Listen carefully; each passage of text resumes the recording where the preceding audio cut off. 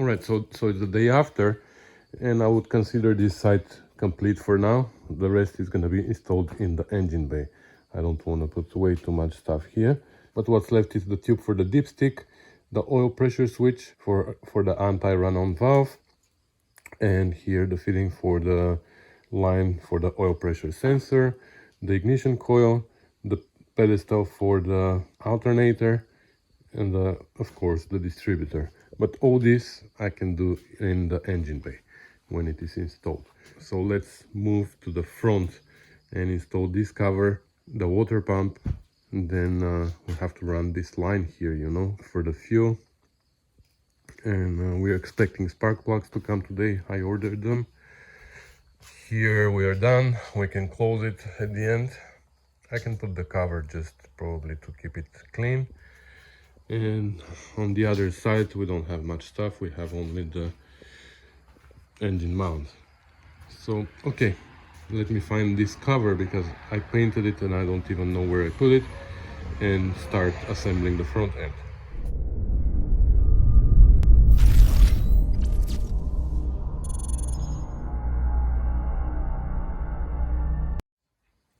Okay, found the cover, and before we install it, we're gonna have to install a new tensioner and a new seal here.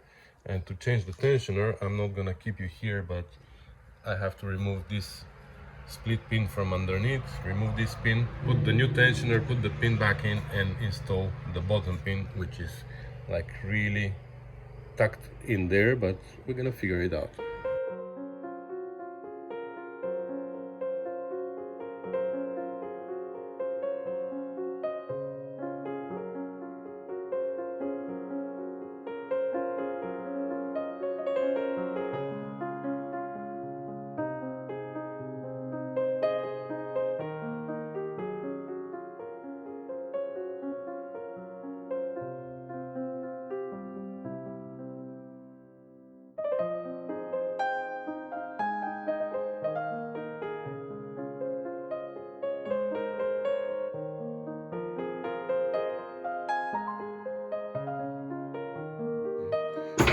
So the cover is installed. Now we have to install this sleeve. This is where the seal rides, so it needs to be nice and clean, and also a little bit lubricated so the seal doesn't ride on dry surface. So it goes with the chamfered edge first. It needs to match the key.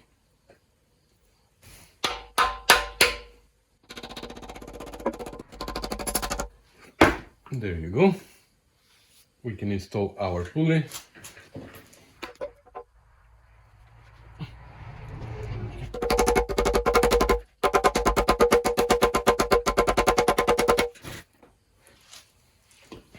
We're gonna drive it in with the bolt. So the pedestal has dowels, so make sure that you still have the dowels here. We have one on the pedestal and one on the pulley.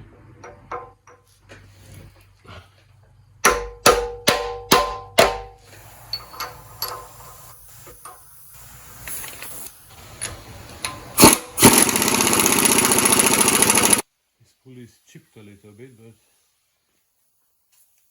it is what it is.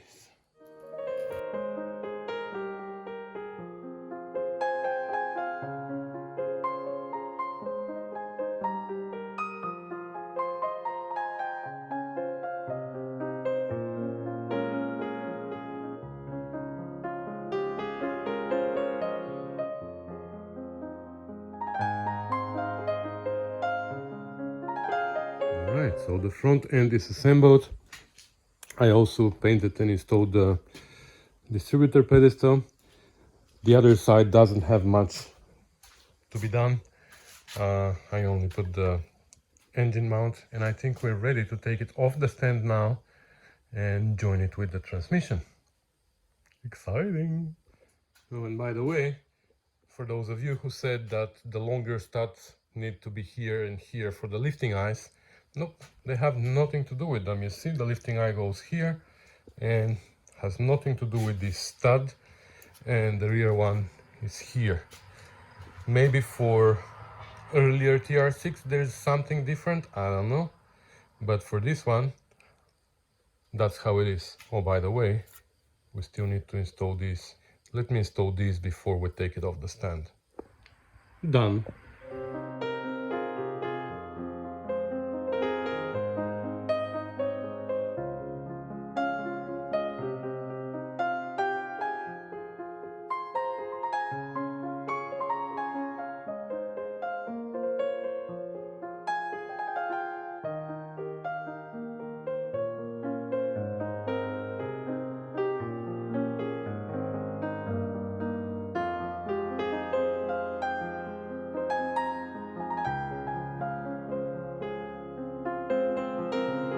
Alright, so it is on the table.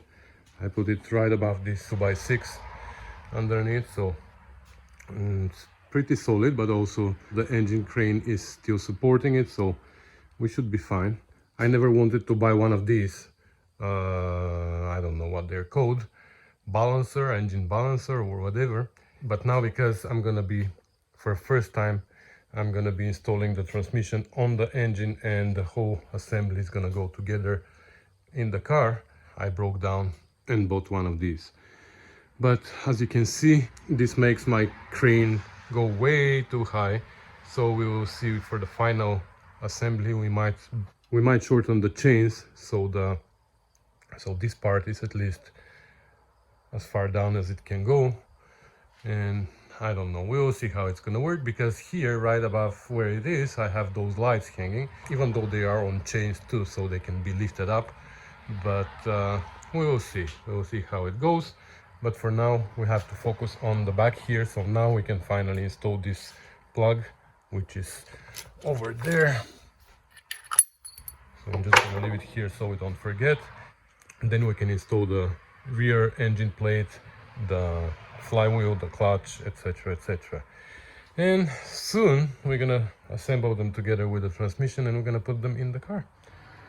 Okay, let's install this last plug here, and I'm not really sure if what I'm doing helps, but for sure it doesn't hurt, so I'm putting a little bit of gasket maker there.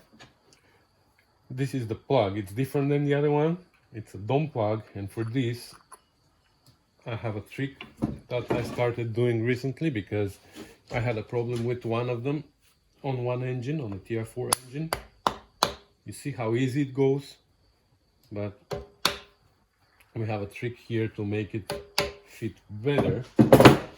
We're gonna take a socket and we're gonna bang it right in the middle here, and because it's domed, by making it flatter, that's gonna push the metal sideways and it's gonna lock it there to the block. So just that's, I think, 1/2 inch socket right in the middle. We're gonna dent it.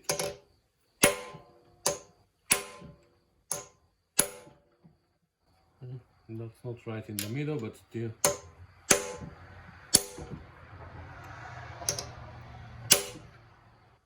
That should be good. One more for good measure. There you go. Okay, that should be good. And now we can install the rear engine plate. So it goes like this, with this opening for the starter motor on this side. There's dowels here. Okay, so this dowel goes here.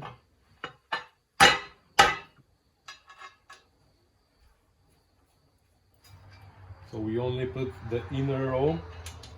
We don't put in the outside here because these are where the transmission goes. Okay, so next we should install the flywheel. However, we need to have a pilot bushing there for the transmission. When the transmission comes, the input shaft of the transmission needs to be supported by something at the end, because it sticks way too much out of the transmission and it might vibrate in and out. So what comes there is this pilot bushing, that goes inside the flywheel. And when the transmission comes from this side, the end goes inside here, and it's supported by something. However, this bushing is not in its best shape. It shouldn't be playing like this at all. It shouldn't have any play here, by the way. So I wanted to order a new one, but it wasn't available. So there are two types here, early and late. So the pilot bush for the late engines is this white, probably somewhere there, but it wasn't available, and I bought the one for the early engines, which is much wider, but that's fine because I can machine it on my lathe and bring it to this width.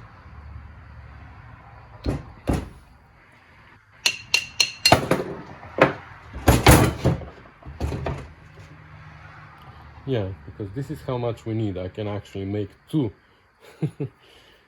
Yeah, I'll try to cut it here.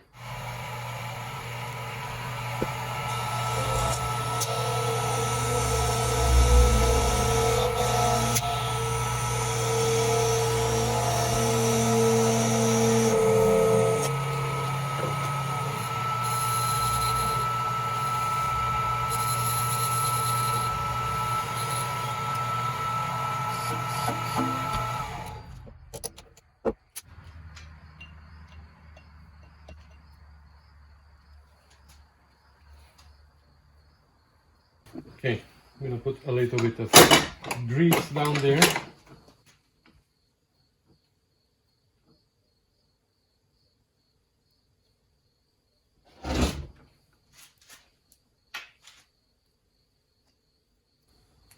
Now here there's a dowel that needs to match the hole here.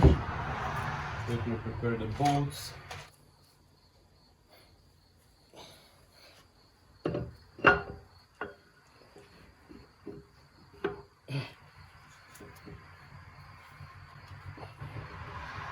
Okay.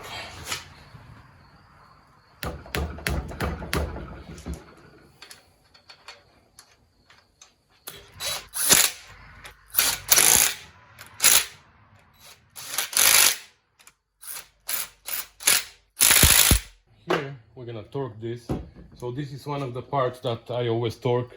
I always torque the main bearing cups, the connecting rods, the head, and this.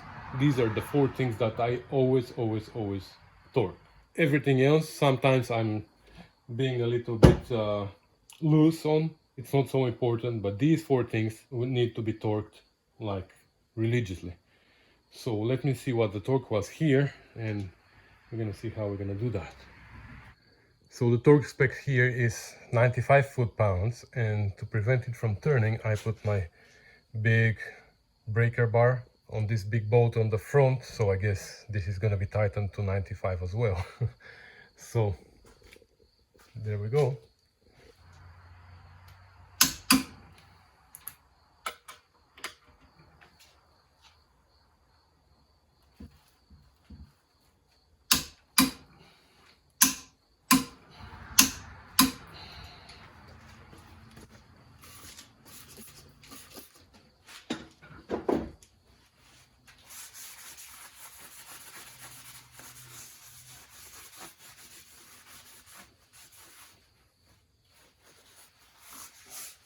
Okay, next we're gonna install the clutch, and the clutch has orientation. You see this part is flatter and this one is more raised, and so far I haven't seen a clutch which doesn't say which direction it is. So here it says gearbox side, and on this side it says flywheel side.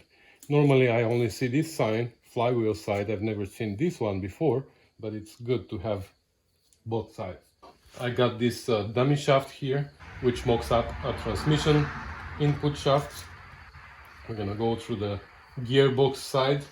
We're gonna make sure the flywheel side goes to the flywheel. Now this pin here is what fits in our bushing there, and I'm gonna make sure that it goes right in the center there, like this. That holds our clutch disc on the right place, because if we don't put it in the proper place, when we put our clutch plate, it might hold it in the wrong position, and when the input of the transmission comes here, might not fit into the bushing inside that we just made. So that's why we need this dummy shaft to hold it in the exact position that we want it. So here we have 3 dowels, and the clutch plate can go in 3 positions actually, but they're all the same.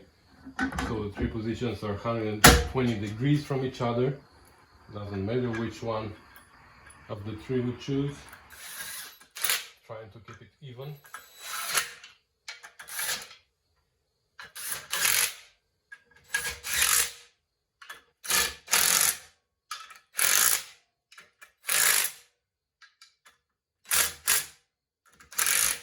Here, believe it or not, the torque is only 20 foot-pounds, but my elbow is calibrated for 20 foot-pounds.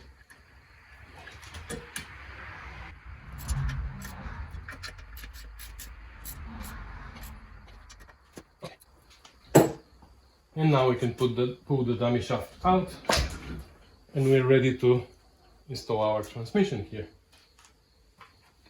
Before we mate them together though, we have to do 2 things here, which I already did one. I put grease here on the surface where the release bearing carrier slides. And the other thing is we need to fill it up with oil, because it's much easier to do it now than when it's on the car.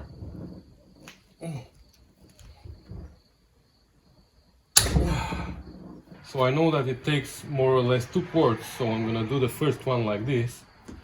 Maybe 1.5 we're gonna do this way, and then for the last half we're gonna tip it back to vertical position.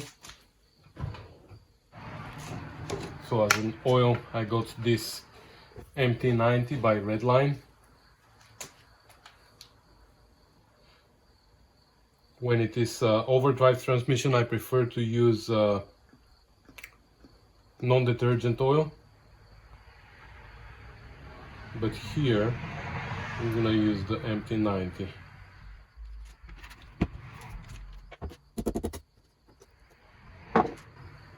We're gonna do only half of this.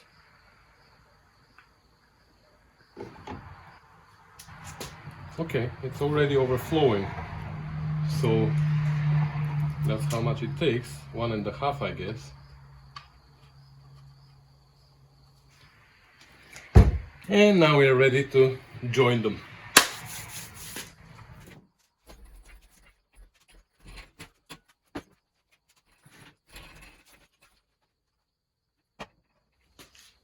And let's see now.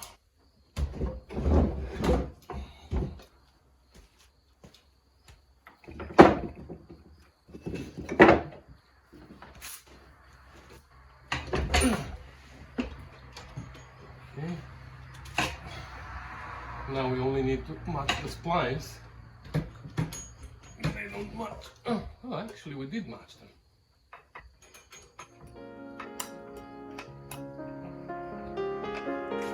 Alright, the whole assembly is put together. I even put the starter motor. I prepared the hardware here for the manifolds and everything, and we are ready to put it on the car. I'm gonna wait for Mr. Tushingham, or Chef Tush, to come and help me. He promised he's gonna come tomorrow morning. I also already have the engine mounts installed, but they're loose, so they can be adjusted, and we're gonna tighten them inside the engine bay, on this side as well, and we're pretty much ready for that. The engine bay is ready to accept the engine. The only thing that I wanted to do was to spray these white areas with green. Unfortunately, I couldn't find any spray can that is similar to this color. Turns out that green is really hard to find. There's only 1 or 2 green colors that are too far away from this color, but it is what it is. So what I did is I sprayed it a little bit with the fluorescent color that I found, and then covered it a little bit with black, and I think that's much better than what it was. Before it was white, as you remember. The only thing that I still need to do is I need to replace this line, because that's the plastic line for the oil that goes inside for the oil pressure gauge. But I don't trust this because I had an explosion in one of them before and it made a mess of my car.